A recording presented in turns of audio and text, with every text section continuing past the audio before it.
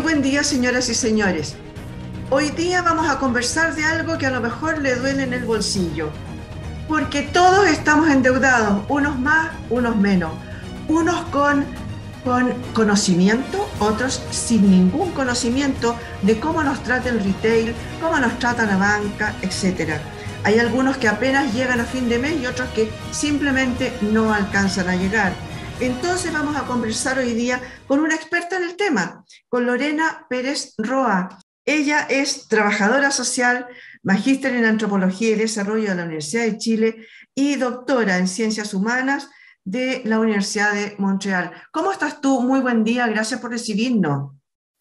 Muy buen día, Miriam. ¿Todo bien acá?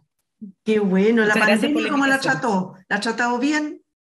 La pandemia, ¿Mm? sí, sí, dentro de todo, ya uno siente que puede ver más vías de escape, ¿No con es más aire. Es cierto? una pandemia Sí. más fácil en este momento. Sí, en realidad uno piensa ya como que está pasando, a pesar de que no ha pasado, pero ya veo un poco como la luz al final del túnel.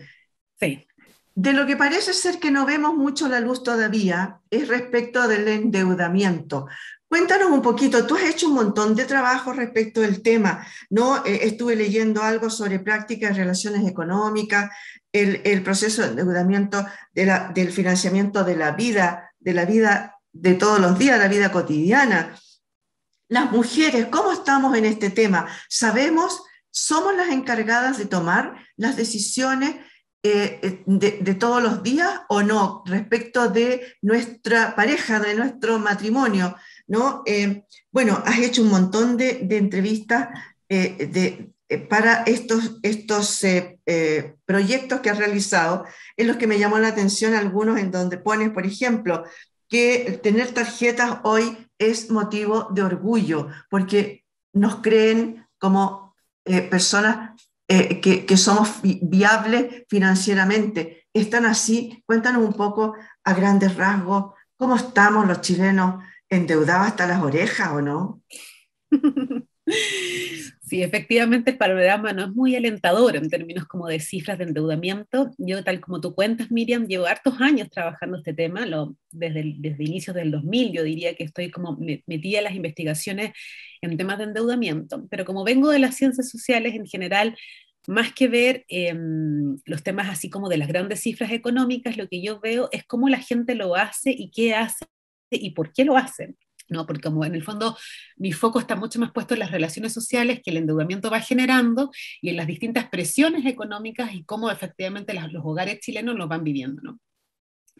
Entonces, desde ahí, yo que he visto un poco, y también mirando un poco las cifras y cómo también el panorama político, porque es un tema donde se cruzan muchas condiciones, ¿no? Hasta las condiciones económicas, normativas, en términos también de la protección que tenemos o no, de la información en los derechos del consumidor, como también variables psicológicas, o sea, hay muchos temas que se conjugan en esta idea del endeudamiento. ¿Y qué es lo que yo he visto particularmente, a pesar de que las cifras post pandemia, y ahí el retiro también parece que ha jugado un rol importante, son distintas, pero lo que nosotros hemos visto con los años es que efectivamente el endeudamiento como estrategia económica se ha extendido. O sea, hoy día, en un principio, era tal como tú contabas, menos familias las que era más difícil acceder al crédito. Hoy día ya efectivamente el acceso al crédito es algo muy fácil. De hecho, en Chile es uno de los pocos países donde casi que literalmente todo se puede comprar a crédito.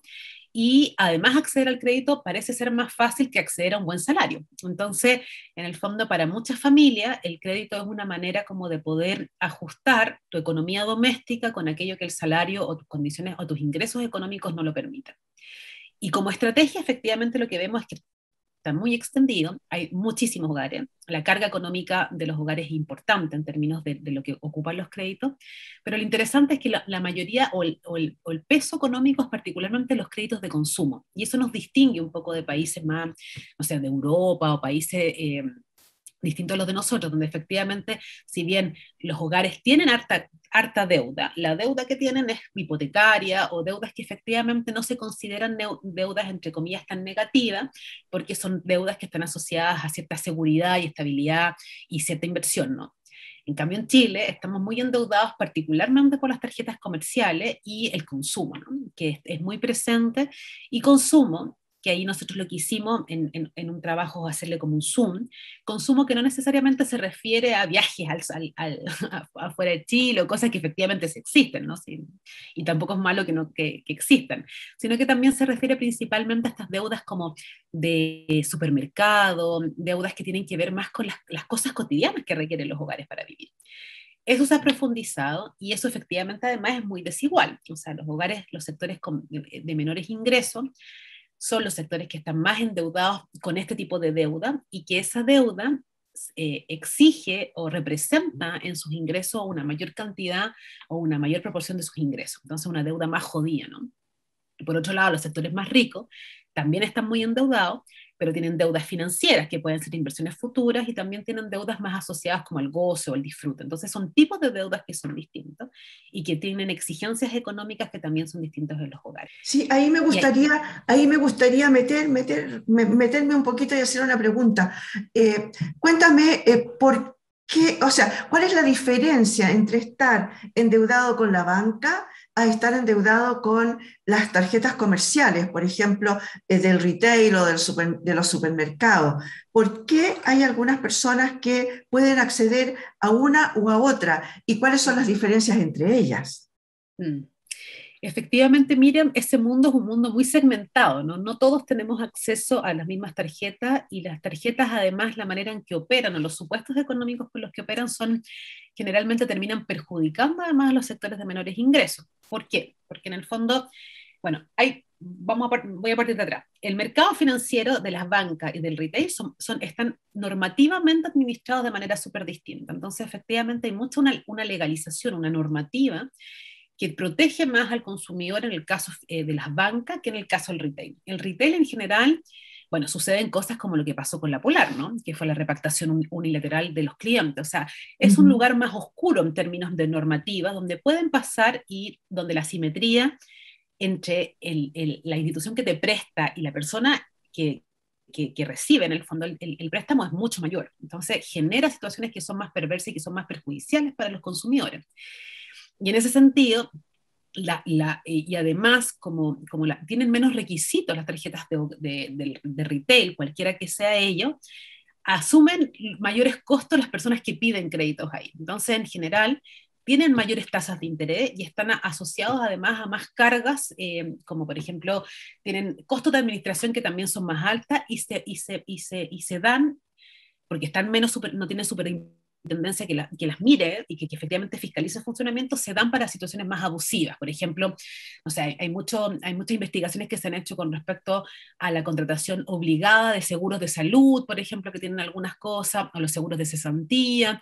Todas esas como triquiñuelas que tienen están mucho más alejadas de la información de las personas que acceden a esos créditos y también cuentan con menores regulaciones como para poder, en este caso, ejercer derechos que te permitan como sentirte un poco más protegido. Entonces es un mundo que ha crecido enormemente porque genera muchísimas ganancias, donde efectivamente las condiciones de crédito también tal vez en montos sean mucho menores, pero ahí el negocio no está en el monto total, sino que está justamente en mantenerte a ti permanentemente endeudado, entonces pagando 3, 2 lucas, 10 lucas, 15 lucas, pero todos los meses, de los cuales tú pagas de ese total un 60% de interés y vas pagando muy poquito con respecto al valor que tiene. Entonces, es muy importante también que entender eso, ¿no? Que este acceso masificado al crédito es profundamente desigual y que nos ponen en condiciones que son asimétricas, en el fondo, condiciones que son distintas para las personas con mayores recursos y con los peores recursos, y que en general tienden a desfavorecer principalmente a las personas con menores recursos. Además de eso, hay un tema, parece ser que el chileno tiene, no sé si en otras sociedades pasa lo mismo, el gran tema del consumismo, ¿no? Lo que tú dices de repente, a ver, una tarjeta para comprar comida es una cosa, digamos, porque te lo vas a consumir y no vas a producir nada a cambio. En cambio, si tú inviertes o pides un crédito para hacer, por ejemplo, un emprendimiento, una pyme o lo que sea, se supone que va a haber una retribución con ese dinero que tú estás sacando, por lo tanto vas a poder comprar. Eh, Este consumismo en Chile que nos lleva a mirar a la casa al lado si se compró un plasma cada vez más grande, es el que nos tiene un poquito, no digo a todos, pero a un gran porcentaje de la población que nos tiene un poquito acogotados. O sea, yo creo que efectivamente hay algo de consumismo y eso es innegable, ¿no? Es como ver un poco lo que pasa ahora con el aumento por ejemplo, los autos de este último tiempo, que es súper sorprendente, cómo efectivamente ese parque automotriz se ha ido como triplicando en estos contextos de pandemia y todo, Uh -huh. donde efectivamente la gente tal vez tiende a priorizar en cosas así, pero yo creo que es una cosa que es súper cultural y también tiene que ver con un modelo de sociedad, y que eso es súper importante decirlo, ¿no? Como cuando se comienzan a implementar estas medidas, ¿no? Económicas y todo, la invitación que se nos hace a nosotros como chilenos es a integrarnos a través del consumo. Entonces, toda como la política y todo también los incentivos fueron puestos a sentir de que efectivamente a ti, si tú ibas a tener la sensación de que te iba a ir bien en la sociedad, iba a estar muy vinculada con respecto a tus accesos, ¿no? A cuánta casa o cuántos autos pudieras tener, cuántos plasmas pudieras tener, cuántas zapatillas pudieras tener. Entonces, yo creo que eso está bien arraigado hoy día, está bien en nuestro, es parte como de nuestra, está en nuestros cuerpos en el fondo, esta cosa de sentir que efectivamente nos podemos comparar y que las cosas que nosotros tengamos son medidoras de nuestro éxito. Y desde mi punto de vista, ahí está uno de los mayores desafíos que hay hoy día, ¿no? Porque efectivamente, si tú lo piensas, eso es inviable en muchos términos. También inviable porque nosotros tenemos condiciones salariales que son horribles y que no han mejorado en los últimos años. O sea, la gente gana muy poco y quiere mucho. Entonces, y se le dice además que ese querer mucho es bueno. Entonces, esa disonancia que se provoca ahí se resuelve hoy día con crédito, y un crédito que efectivamente no es sostenible. Pero no es sostenible no solamente por la economía doméstica y la economía en el fondo del país, sino que tampoco es sostenible en términos ambientales. Entonces es súper importante hoy día empezar a pensar de qué manera nosotros podemos vincularnos con la economía, con el consumo, de una manera distinta, que efectivamente sea más austera en términos de adecuada a nuestro sobre todo hacia el ritmo de producción de un sistema que está ardiendo en términos literales, en sentido como más de la naturaleza. Entonces, efectivamente yo creo que hay algo de nosotros que son consumistas, pero yo siempre soy súper cuidadosa en no echarle la culpa a la gente, ¿no? No es que la gente sea consumista, sino que hemos estado en un modelo que nos ha llamado y nos ha hecho entender y nos ha puesto el valor sobre esas cosas, más que por sobre otras. Entonces ahí está también un poco de los desafíos que tenemos hacia adelante, ¿no? Cómo sacar un poco esa idea de que es a través de lo que tú tienes, lo que tú vales. ¿Te acuerdas cuando al principio de la pandemia la gente empezó a decir, bueno, ¿y para qué quiero ropa nueva si no tengo a dónde lucirla? ¿Para qué quiero tener 20 pares de zapatos si apenas ando con chancletas todo el día en la casa? Entonces, pero se abrieron las posibilidades y lo primero que vimos fueron unas filas eternas en gente que se hacía para ir a comprar unas zapatillas de una marca espectacular, que valían, no sé, ciento y tantas mil pesos, 200.000 pesos, como que la gente la habían tenido de repente como amarrada, ¿me entiendes? Y de repente, partieron a comprar. Lo que pasa un poco hoy día con los autos, que creo hay mucha gente que los está comprando a lo mejor para sus trabajos, para hacer un emprendimiento, pero yo no sé si la gran mayoría. Eso es lo que a mí me llama la atención, que nos tenían amarrados y ahora salimos con todos los 10% que teníamos, los bonos, etcétera, salimos a comprar desaforados otra vez, o sea, no aprendimos nada. Bueno, dicen que estos cambios culturales son más lentos. Yo creo que es difícil, yo creo que es un proceso difícil, es un proceso largo que requiere además ser muy reflexivo, parar un poco y mirar un poco lo que uno está haciendo y esas cosas que siempre en este mundo tan loco es bien difícil, pero sobre todo porque, no sé, por ejemplo, el mall. El mall es un lugar también que está no solamente como lleno de consumo, no es un lugar solamente de consumo, sino que también es un lugar donde se nos ha dicho que hay que entretenerse, donde las familias salen a pasear, donde se puede comer más barato de lo que puedes comer. Entonces, yo creo que también pasa ahora que de las cosas lindas que pasó en la pandemia es como el disfrute o el goce, por ejemplo, en la naturaleza de la gente, ¿no? Como que los parques se están empezando a llenar más, como que la gente está dándose cuenta que, entonces yo creo que claro, tal vez no fue tanto como esperábamos, que era lo mismo, que como cuando uno maneja ahora y ve que el nivel de agresividad tal vez es mayor que el que tenía antes de la pandemia, como que la gente está así. Tal vez, claro, no es lo que uno hubiera deseado, pero yo creo que estos cambios, como te decía, están tan en el ADN con respecto a las formas de relacionarnos entre nosotros, que está puesto el tema del consumo y de este tipo de consumo, ¿no? Porque el consumo siempre va a estar, Ujú. que a mí me parece que, claro, hay que ir de a poco, como ir y haciéndose esas pequeñas preguntas, es que necesito esto tanto, es que efectivamente hay ciertas técnicas que la gente también iba desarrollando como para poder parar un poco sus niveles de consumo y buscar también satisfacciones en otros espacios que no sean en esos, en el fondo. A ver, vámonos ahora al tema de las mujeres y la educación financiera. ¿Quiénes son los que toman las decisiones, por ejemplo, en una pareja, en una familia más bien? ¿Quiénes toman las decisiones sobre en qué invertir, qué comprar, dónde endeudarse y cuándo no? ¿Las mujeres estamos ahí liderando o no? ¿Es mentira? Es súper entretenida tu pregunta porque yo creo que es un mundo. O sea, yo tuve la oportunidad de entrevistar a pareja para ver en una investigación cómo se gestionaban las deudas, en particular, porque siempre estoy Ujú. mirando desde las deudas. Y claro, yo creo que hay algo que es súper cierto que tiene que ver con que las mujeres en Chile tenemos menos acceso al dinero. Y eso limita también nuestras posibilidades y eso en particular los sectores populares mucho más fuerte, ¿no? En general, el acceso al dinero se accede a través de otros, es decir, a través de la mesada, a través como de la quincena, o a través de formas indirectas de generar dinero. Entonces, más que la gran tarea de las mujeres en general transversalmente es lo que se llama como el management, que es como la gestión del dinero en el hogar, es la mujer. O sea, la que hace rendir ese dinero, la que piensa cómo gastarlo, pero no necesariamente, entonces es como una decisión limitada, yo diría. No es que las mujeres decidan con respecto a qué hacer, sino que efectivamente frente a estos accesos que son más difíciles en el caso de las mujeres, porque no es directo, eh, es la gestión del dinero donde están las mujeres ahí y donde efectivamente es alucinante las maneras en que se hace y se puede y se resuelve los temas.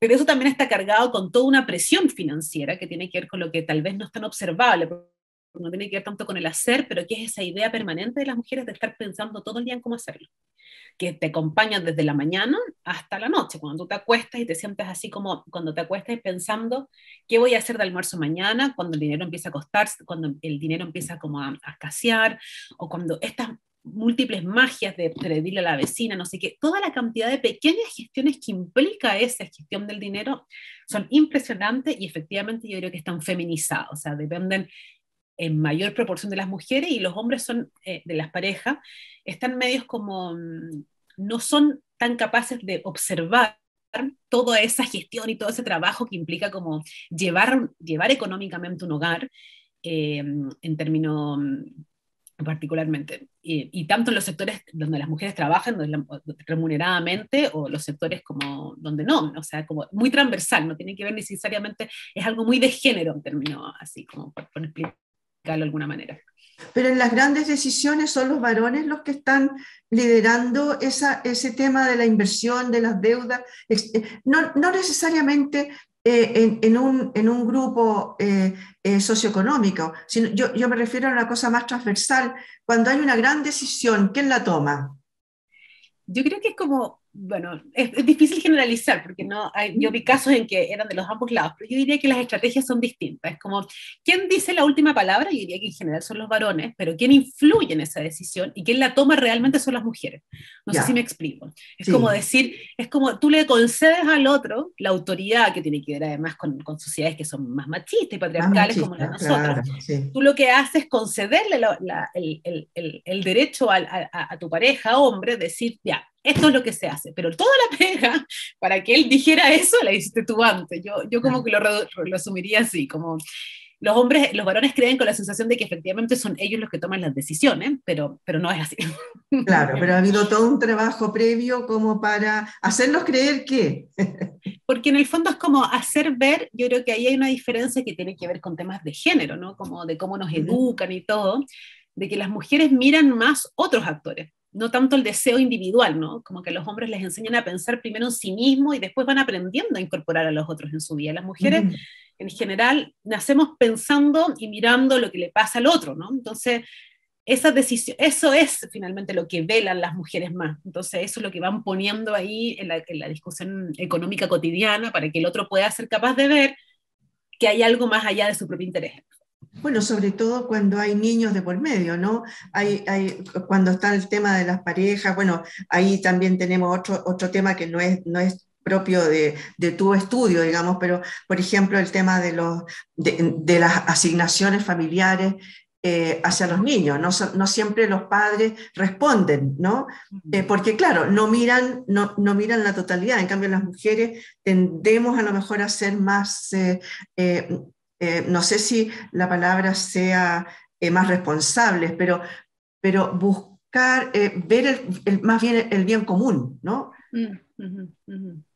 Sí, no, yo coincido contigo, yo creo que ahí hay una como que no hemos socializado más hacia esas generaciones, tenemos una responsabilidad, que yo no sé si es buena o mala, ¿no? Yo creo que Claro, efectivamente debería ir a, Mm. de esta responsabilidad de responder más como por la tribu, ¿no? Así como que tenemos más esa lógica y efectivamente, y además también yo creo que hay también el tema de que no se, de que del trabajo del hogar se observe tampoco como trabajo, también es parte de eso, ¿no? Como la gente no le da valor a todas estas gestiones domésticas que te contaba, que son exigentes, son mentalmente súper difíciles, que exigen un nivel de gestión admirable, súper admirable, pero que no necesariamente se valoran, que yo creo que es lo que nosotros, en este punto, por ejemplo, en estas investigaciones, lo que a mí me interesaba mostrar, ¿no?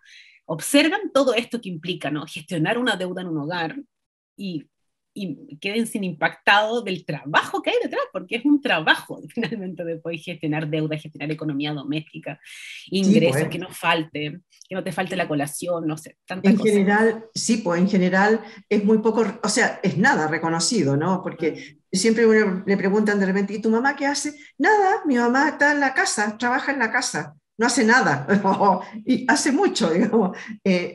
Ha sido ministro de todo tipo, de todas las carteras posibles, funciona dentro de la casa. Oye, hay otra cosa de la que me gustaría que conversáramos antes que se nos vaya el tiempo, y es esto de la deuda y el bicicleteo, que ya se transforma en una constante, en algo que yo ya cuento con ello, o sea, no tengo cómo pagar esta, la saco de aquí, pongo acá, y voy dando vuelta esta deuda para pagar, no sé, innumerables cosas que llego a perder incluso el control de ello. Está muy, muy extendido este sistema del bicicleteo, del sacar de un lado para poner en Sí, o otro. sea, yo creo que es una de las estrategias que a mí más me alucinan, que está efectivamente bien extendida, y acá soy poco, no puedo generalizar tanto porque como yo veo deuda, en general veo a la población que está endeudada, o Sí. sea, es la estrategia número uno, o sea, como lo que hace todo ser endeudado es el bicicleteo. ¿Cómo funciona el bicicleteo? Depende de muchas cosas, ¿no? Depende de tus accesos financieros, y como lo vimos en un principio, no son iguales para todos. Dependen de los apoyos que tengan, que eso en Chile es súper, hiper importante, que tiene que ver con los apoyos de las familias que están detrás. O sea, ¿quién te pasa? Porque en general la gente no solamente recibe ingresos salariales, sino que recibe transferencias de otro tipo, transferencias que pueden venir desde el Estado, a las familias, de dónde sacas tus ingresos, y ahí la gente lo que hace, eso sí que es un arte, así como, no sé, las historias que yo he conocido son historias de gente que se levanta el día que le pagan a las 12 de la noche, está esperando, o sea, no, está esperando a que le depositen y que se haga efectivo en el banco para sacar la plata para que no se la retengan y para ponerla ahí, ponerla en sobre. O sea, y eso es un nivel como de exigencia emocional y de gestión que es impresionante. O sea, conocí de todos los casos, que es gente que termina tan como aburrida con respecto a este sistema financiero que vuelve al sistema a los sobre, que es una cosa que yo he visto muchísimo, que es como, ya, esto es lo que necesito yo para comprar, el pan, no sé qué, y necesita ver el dinero, porque este bicicleteo te hace también perder tanto la noción de la materialidad del dinero, que es un poco lo que hacen las finanzas, ¿no? Que tú ya no ves. Tú sabes que hay dinero, pero ¿qué es 100.000? ¿Qué es 10.000? No lo ves. Entonces la gente saca y lo empieza así. Y va a hacer la práctica antigua de ir a pagar cuenta por cuenta para poder bajar su cara. Entonces ahí hay distintas estrategias que van de aquellos que revientan las tarjetas, así como para decirlo en buen chileno, a gente que termina haciendo este tipo de cosas, o gente que desaparece o cambia las direcciones. O sea, hay de todo. Ya, Es un rubro muy amplio de observar y súper interesante porque hay una creatividad y bueno, pero doloroso en términos de que es, como te digo, afectivamente y emocionalmente muy difícil de gestionar, ¿no? debe ser Es muy terriblemente desgastador en realidad, pero por otro lado hay una cosa que me llamó la atención de lo que acabas de decir. Hay gente que saca el dinero, lo pone como lo hacía antes, en sobre. Esto para el arriendo, esto para las cuentas de la luz, del agua, qué sé yo, esto otro para el supermercado, esto, que es de alguna manera una forma de autorregularse, una forma no sé, poder llevar el control de sus deudas.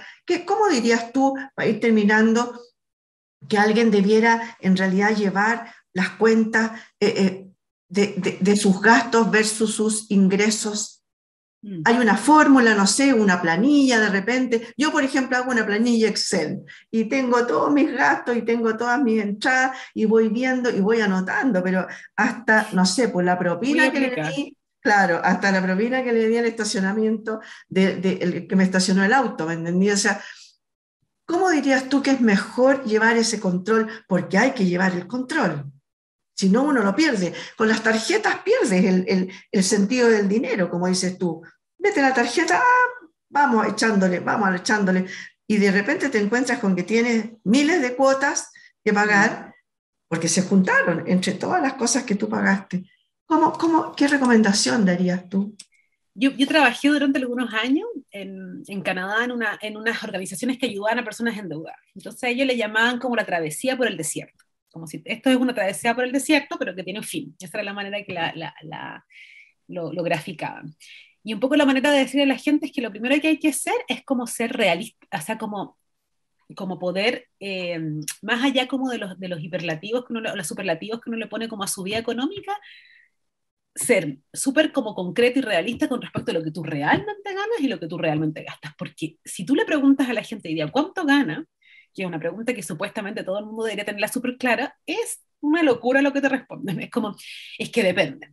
Porque si la quincena, no sé qué, bla, bla, bla, porque me va a llegar esta plata, como que a uno le cuesta asumir que sus salarios bajos, salarios altos, el salario que tenga, ¿no? Pero como que uno tiene una visión así súper efímera de lo que ingresa, no sé qué. Entonces, tiene un poco la travesía del desierto porque te implica como asumir lo que gastas y asumir en el fondo lo que ingresas, ¿no? Como mirar bien qué es lo que está ahí para poder ver desajustes y todo. Hay mucha gente que llama a la gente a presupuestar, como lo haces tú, pero es muy poca gente que lo hace tan bien como lo haces tú, en términos como de llevarlo, pero para poder mirar sobre todo los hoyos, ¿no? Como cuáles son efectivamente los lugares que están llevándose la mayor parte de tus ingresos. Yo creo que eso la gente lo hace de manera, hay gente que lo hace a través de Excel, hay gente que lleva cuaderno, hay distintas como estrategias que la gente ocupa. Pero yo creo que lo más realista, o por lo menos lo que cuando yo converso con la gente, lo que siento que le hace más sentido es ver.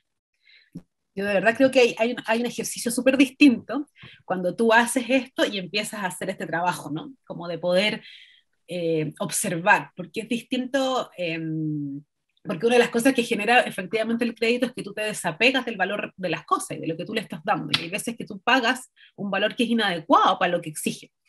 Y ahí, por ejemplo, daban ciertos tips, que con esto te termino en términos de alguna, porque hay hartos tips buenos en eso. Y hay uno que a mí me gusta mucho y que me sirve mucho, que es cambiarlo en hora trabajo. Yo cambio las cosas en valor hora trabajo.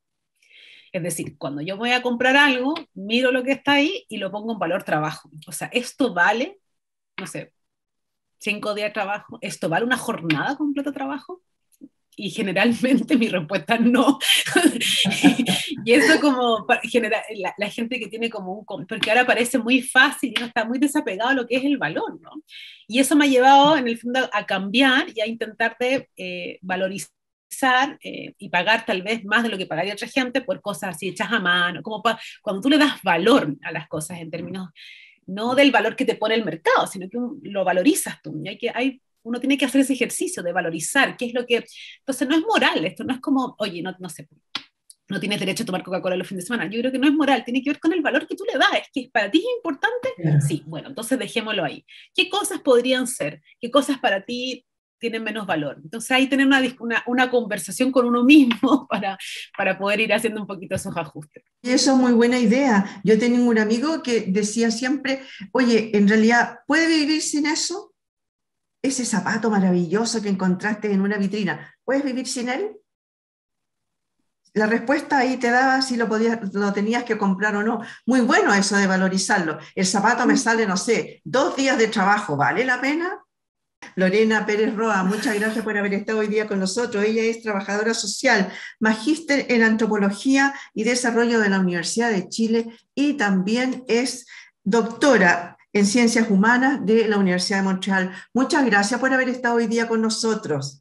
Muchas gracias, Miriam, un placer conversar contigo. Oye, te voy a pedir en algún momento que nos des más tips para aquello, así como la que dijiste tú que te gustaba mucho, ¿no? Así que ya sabe usted, señor y señor, puede vivir sin ello, valorice. A ver, ¿cuántos días de trabajo le significa comprarse eso que a lo mejor no lo necesita? Ahí se va a dar cuenta que puede controlar sus gastos.